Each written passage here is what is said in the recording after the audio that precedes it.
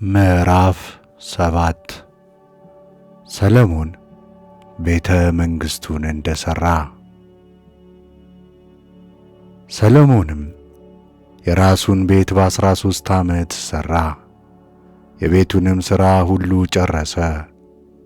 የሊባኖስ ዱር ቤት የሚባል ቤትንም ሠራ። ርዝመቱንም 100 ክንድ፣ ስፋቱንም 50 ክንድ፣ ቁመቱንም 30 ክንድ አደረገ። የዋንዛም እንጨት በ3 ወገን በተሠሩ አዕማድ ላይ ቆሞ ነበር። በአዕማዱም ላይ የዋንዛ እንጨት አግዳሚ ሰረገሎች ነበሩ። በአዕማዱም ላይ በነበሩ አግዳሚዎች ቤቱ በዋንዛ ሳንቃ ተሸፍኖ ነበር። አዕማዱም በአንዱ ወገን 15 በአንዱ ወገን 15 የሆኑ 45 ነበሩ። መስኮቶቹም በ3 ወገን ነበሩ። መስኮቶቹም በ3 ወገን ፊት ለፊት የተያዩ ነበር። ደጆቹ፣ መቃኖቹና የታችኛዎቹ የላይኛው መድረኮች ሁሉ 4 ማዕዘን ነበሩ።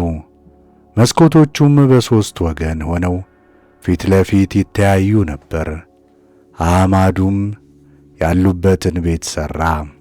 ርዝመቱንም 50 ክንድ ስፋቱም 30 ክንድ ነበረ።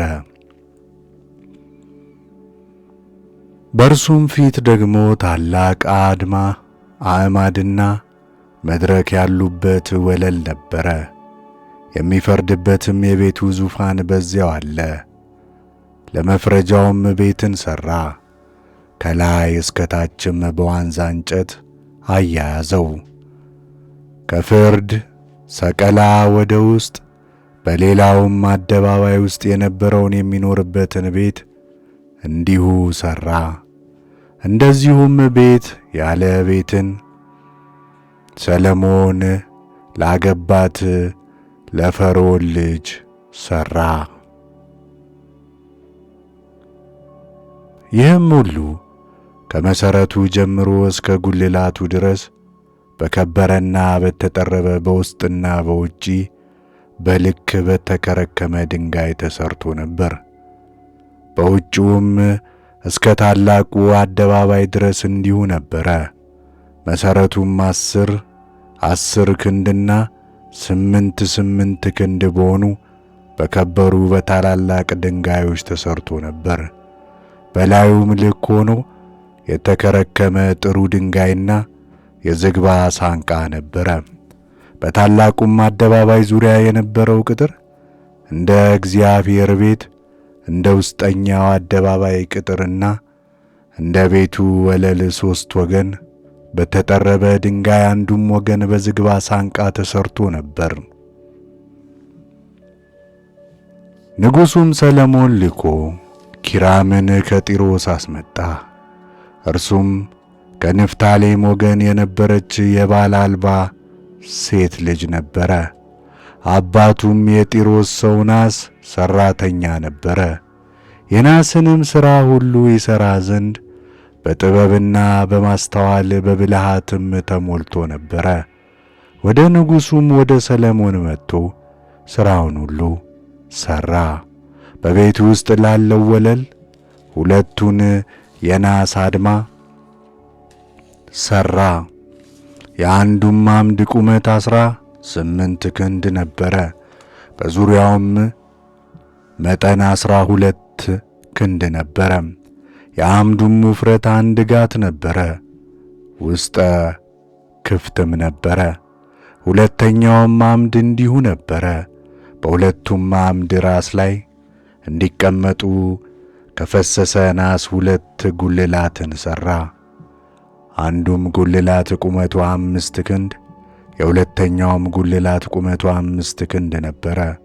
በአዕማዱም ራስ ላይ የነበሩትን ጉልላቶች ይሸፍኑ ዘንድ 2 እንደ መርበብ ሥራ አደረጉ። አንዱም መርበብ ለአንዱ ጉልላት፣ ሁለተኛውም መርበብ ለሁለተኛው ጉልላት ነበረ። ሮማኖችንም ሠራ። በአንድ ጉልላት ዙሪያ በሁለት ተራ በአንድም መርበብ ላይ 2 ተራ ነበር። እንዲሁም ለሁለተኛው ጉልላት አደረገ። በወለሉም አዕማድ በነበሩት ጉልላቶች ላይ የሱፍ አበባ የሚመስል ሥራ 4 ክንድ አድርጎ ቀረጸ። በሁለቱም ማዕድ በነበሩት ጉልላቶች ላይ በመርበቡ ሥራ አጠገብ ሮማኖቹን አደረገ። ሮማኖቹም በአንዱ ወገን 200 ነበሩ። የሁለተኛውም ጉልላት እንዲሁ ነበር። አዕማዱንም በመቅደሱ ወለል አጠገብ አቆማቸው። የቀኙንም አዕማድ አቁሞ ያቁም ብሎ ጠራው። የግራውንም አዕማድ አቁሞ በለዝ ብሎ ጠራው። በአዕማዱም ራስ ላይ የሱፍ አበባ የሚመስል ሥራን አደረገ። እንዲሁም የአዕማዱ ሥራ ተጨረሰ። የከፈሰሰም ናስ ከዳር እስከ ዳር 10 ክንድ ቁመቱም 5 ክንድ በዙሪያውም 30 ክንድ የሆነ ክብ ኩሬ ሠራ። ከከንፈሩም በታች ለ1 ክንድ 10 ለ1 ክንድም 10 ጉብጉቦች አዞረበት። በከንፈሮቹ እንደ ጽዋ ከንፈር ነበሩ። በውስጡም አበቦች በቅለውበት ነበር። ውፍረቱም ስንዝር ነበር። ኩሬውም በ12 በሬዎች ምስል ላይ ተቀምጦ ነበር። ከእነርሱም 3 ወደ ሰሜን፣ 3ቱም ወደ ምዕራብ፣ 3ቱም ወደ ደቡብ፣ 3ቱም ወደ ምስራቅ ይመለከቱ ነበር። ኩሬውም በላያቸው ነበረ።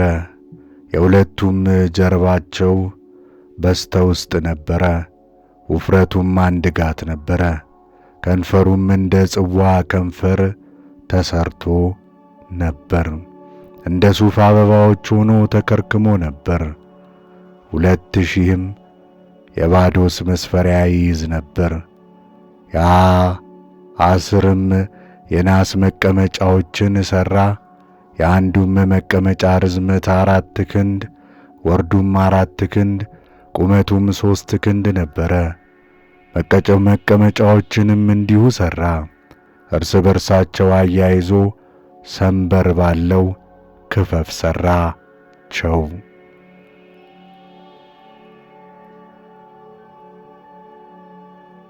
በክፈፎቹም መካከል በነበሩ ሰንበሮች ላይ አንበሳዎችና በሬዎች ኪሩቤልም ነበሩ። እንዲሁም በክፈፎቹ ላይ ነበረ። ከአንበሶቹና ከበሬዎቹ በታች ሻኩራ የሚመስል ተንጠልጥሎ ነበር።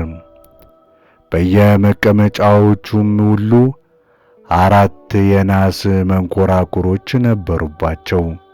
መንኰራኵሮቹም የሚዞሩበትን የናስ መስከምት ሠራ። ከመታጠቢያውም ሰን በታች በ4ቱ ማዕዘን በኩል 4 በምስል የፈሰሱ እግሮች ነበሩ። በክፈፉም ውስጥ የነበረ አንገት 1 ክንድ ነበር። አንገቱም ድቡልቡል ነበረ። ቁመቱም ክንድ ተኩል ነበር። በአንገቱም ላይ ቅርጽ ነበረበት። ክፈፉ ግን 4 ማዕዘን ነበር እንጂ ድቡልቡል አልነበረም። 4ቱም መንኰራኵሮች ከሰንበሮቹ በታች ነበሩ። የመንኰራኵሮቹም መስከምት በመቀመጫው ውስጥ ነበረ። የመንኰራኵሩም ቁመት ክንድ ተኩል ነበረ። የመንኰራኵሮቹም ሥራ እንደ ሰረገላ መንኰራኵር ሥራ ነበረ። ወስከምቶቹና መንኰራኵሮቹ ክፈፍ ቅትርቶቹም ወስከምቱ የሚገባበት ቧንቧ ሁሉ በምስል የፈሰሰ ነበር። በየአንዳንዱም መቀመጫ በ4ቱ ማዕዘን በኩል 4 ደገፋዎች ነበሩ። ደገፋዎቹም ከመቀመጫው ጋር ተጋጥመው ነበር። በመቀመጫውም ራስ ላይ ስንዝር የሚሆን ድቡልቡል ነገር ነበር። በመቀመጫው ላይ የነበሩ መያዣዎችና ሰንበሮች ከእርሱ ጋር ይጋጠሙ ነበር። ከላይም ክፍት ነበረ። በክፈፎቻቸውም ኪሩቤልና አንበሶች የዘንባባ ዛፎችም ነበሩ። እያንዳንዱም ፊት ለፊት በስተ ውስጥና በዙሪያው ተያይዞ ነበር። እንዲሁም 10ሩን መቀመጫዎችን ሠራ። ሁሉም በመጠን በንድፍም ትክክሎች ነበሩ። 10ሩንም የናስ መታጠቢያ ሰን ሠራ። አንዱ መታጠቢያ ሰን 40 የባዶስ መስፈሪያ ያነሳ ነበር። እያንዳንዱም መታጠቢያ ሰን 4 ክንድ ነበረ። በ10ሩም መቀመጫዎች ላይ በእያንዳንዱ አንዳንድ መታጠቢያ ሰን ይቀመጥ ነበር። 5ቱንም መቀመጫዎች በቤቱ ቀኝ 5ቱንም በቤቱ ግራ አኖራቸው። ኩሬውንም በቤቱ ቀኝ በአዜብ ፊት ለፊት በስተ ምሥራቅ አኖረው። ኪራምም ምንቸቶችንና መጫሪያዎችን ድስቶችንም ሠራ። ኪራምም ለንጉሡ ለሰሎሞን በእግዚአብሔር ቤት የሠራውን ሥራ ሁሉ ጨረሰ። 2ቱንም አዕማድ በሁለቱም አዕማድ ራስ ላይ የነበሩትን ኩብ የሚመስሉት ጉልላቶች በሁለቱም አዕማድ ላይ የነበሩትን 2ቱን ጉልላቶች የሚሸፍኑትን 2 መርበቦች በሁለቱም አዕማድ ላይ የነበሩትን 2 ጉልላቶች ይሸፍኑ ዘንድ ለእያንዳንዱ መርበብ በሁለት ተራ አድርጎ ለሁለቱም መርበቦች 400 ሮማኖችን አደረገ። 10ሩንም መቀመጫዎች በመቀመጫዎቹ ላይ የሚቀመጡትን 10ሩን መታጠቢያ ሰን፣ አንዱን ኩሬ፣ ከኩሬውም በታች የሚሆኑትን 12ቱን በሬዎች፣ ምንቸቶቹንም መጫሪያዎቹንም ድስቶቹንም ዕቃዎቹንም ሁሉ ኪራም ለንጉሥ ለሰሎሞን ለእግዚአብሔር ቤት ሠራ። በንጉሡ ቤትና በእግዚአብሔር ቤትም 48 አዕማድ ነበሩ። ኪራምም ለንጉሡ የሠራቸው ዕቃዎች ሁሉ ከጥሩ ናስ ነበር። በዮርዳኖስም ሜዳ በሱኮትና በተርታን መካከል ባለው በወፍራሙ መሬት ውስጥ አስፈሰሰው። ይህ ሁሉ ሥራ ለተሠራበት ናስ ሚዛን አልነበረውም። የናሱም ሚዛን ብዙ ነበርና አይቈጠርም ነበር። ሰሎሞንም ለእግዚአብሔር ቤት ዕቃን ሁሉ አሠራ።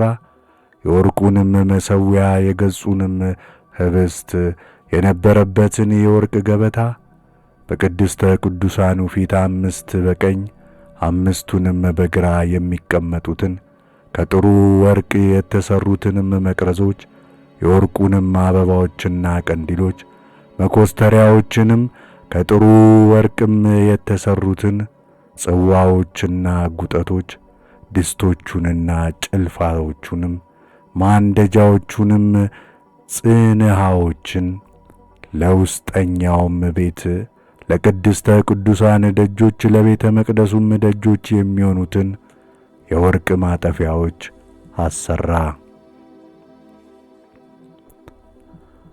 እንዲሁም ንጉሥ ሰሎሞን ለእግዚአብሔር ቤት ያሠራው ሥራ ሁሉ ተፈጸመ።